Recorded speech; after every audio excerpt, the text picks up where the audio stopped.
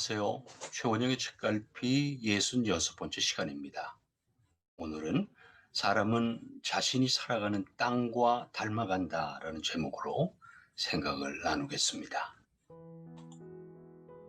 두 권의 책 속에 담긴 지혜를 오늘 전해드리려고 합니다.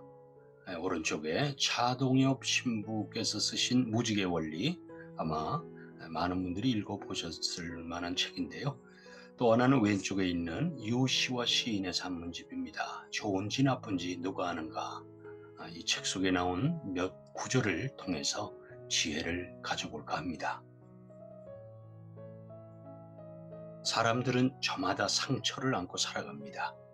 그런데 그 상처가 누군가에게는 돌이킬 수 없는 절망으로 상처를 더 키우는 계기가 되지만, 또 다른 누군가는 그 상처로 인해서 더 큰 성장과 성숙으로 삶을 바꾸는 계기로 삼기도 합니다.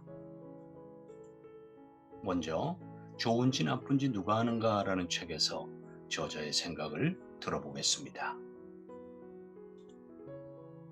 삶이 우리를 밖으로부터 안으로 불러들이는 방법이 상처가 아닐까? 상처 없이 진정한 나를 발견할 수 있고 삶의 방향을 찾을 수 있으면 더없이 좋을 거다. 하지만 영혼은 스스로 고난이 필요한 시기를 아는 듯하다. 우리의 삶이 상처보다 크다는 것도. 모든 상처에는 목적이 있지 않을까? 어쩌면 우리가 상처를 치료하는 것이 아니라 상처가 우리를 치료하는지도 모른다. 상처는 우리가 어떤 부분을 변화시켜야 하는지 정확히 일러준다. 돌아보면 내가 상처라고 여긴 것이 진정한 나를 찾는 여정과 다르지 않았다. 삶의 그물망 안에서 그 고통의 구간은 축복의 구간과 이어져 있었다. 매장과 파종은 차이가 있다고 믿는다. 생의 한때에는 캄캄한 암흑 속에 매장되었다고 느낄 때가 있다. 어둠 속을 전력 질주해도 빛이 보이지 않을 때가 있다. 그러나 사실 그때 우리는 어둠의 층에 매장된 것이 아니라 파종된 것이다.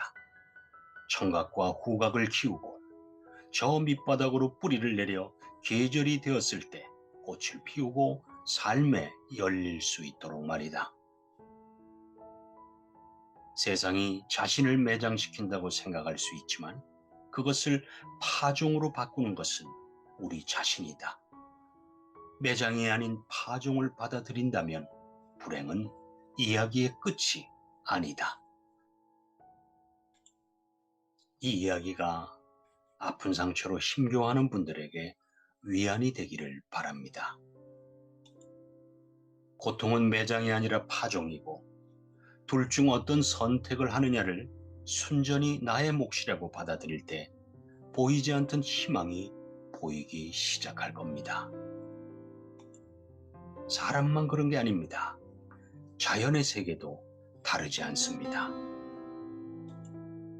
차동엽 신부께서 쓰신 무지개 원리에는 고급 포도주와 잘생긴 값비싼 소나무가 어떻게 성장했는지를 설명하는 대목이 나옵니다.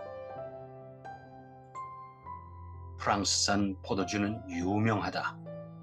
그런데 프랑스 어느 마을에서는 좋은 포도주를 생산하기 위해 포도나무를 심을 때 일부러 좋은 땅에 심지 않는다고 한다.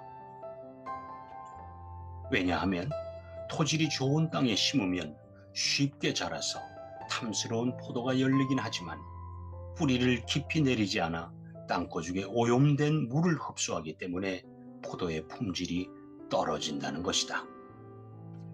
그러나 척박한 땅에 심으면 빨리 자라지는 못해도 땅속 깊이 뿌리를 내려 좋은 물을 흡수하기 때문에 오염되지 않고 품질이 뛰어난 포도를 얻는다. 소위 말하는 잘생긴 소나무들이 자란 땅을 파보면 배수가 어렵고 토양이 매우 거칠다.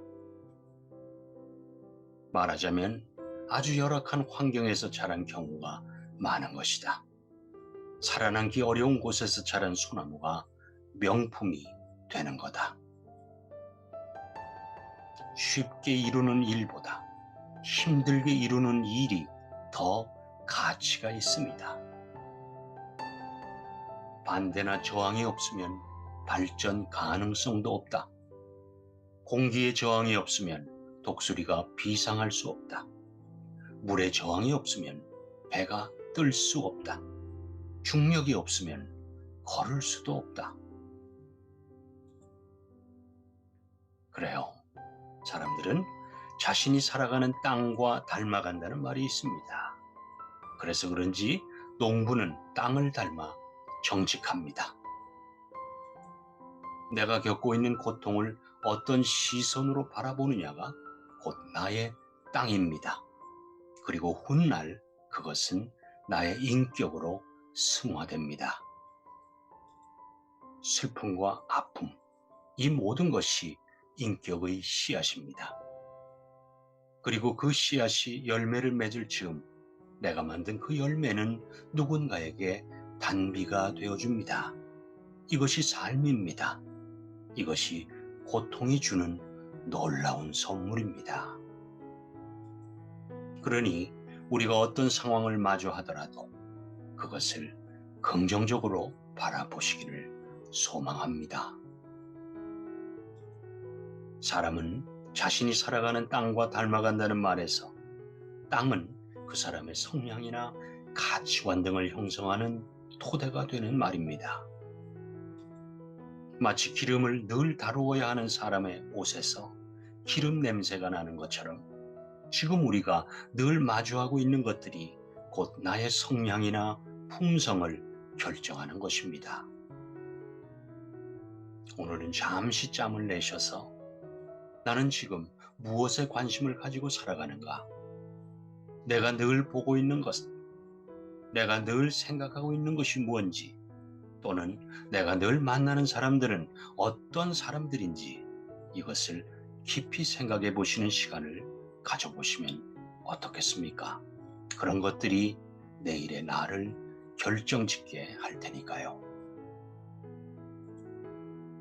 네, 오늘 최원영의 책갈피 66번째 시간, 사람은 자신이 살아가는 땅과 닮아간다 라는 제목으로 생각을 나누어 보았습니다. 고맙습니다. 건강하게 지내시고요. 다음 주 월요일 반갑게 또 뵙겠습니다. 감사합니다.